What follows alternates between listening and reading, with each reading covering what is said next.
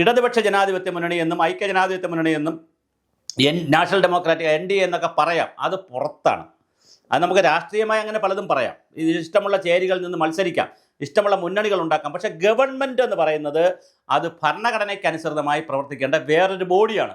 അവിടെ ഇടതുപക്ഷ മുന്നണിയും വലതുപക്ഷ മുന്നണിയും ഐക്യമുന്നണിയും ഒന്നുമില്ല. അതിനെ സംബന്ധിച്ചിടത്തോളം ഗവർണർ, താഴെ മുകളിലാണെങ്കിൽ പ്രസിഡന്റ്, വൈസ് പ്രസിഡന്റ്, പിന്നെ പ്രധാനമന്ത്രി, അങ്ങനത്തെ സംവിധാനം.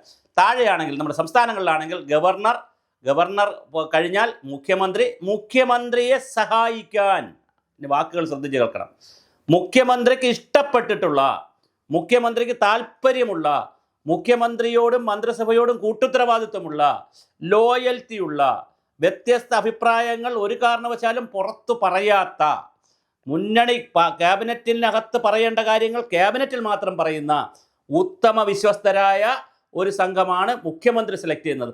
അതുകൊണ്ടാണ് മുഖ്യമന്ത്രിക്കേ അതിന് സെലക്ഷൻ പ്രോസസ്സ് ഉള്ളൂ. മുഖ്യമന്ത്രിയാണ് ലിസ്റ്റ് കൊടുക്കുന്നത്, ഇത്ര മന്ത്രിമാരാണ് എന്നോടൊപ്പം എന്നെ സഹായിക്കാൻ ഉണ്ടാവുക. ഇതിന് ഉപോത്ബലകമായി പല വിഷയങ്ങളും കേരളത്തിൽ ഉണ്ടായിട്ടുണ്ട്.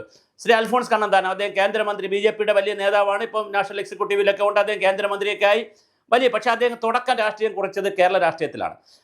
കാഞ്ഞിരപ്പള്ളി MLA ആയിരുന്നു. കാഞ്ഞിരപ്പള്ളി MLA ആയിരുന്നപ്പോൾ അന്ന് അദ്ദേഹം ജയിച്ച സമയത്ത് VS അച്യുതാനന്ദനായിരുന്നു മുഖ്യമന്ത്രിയായി വന്നത്.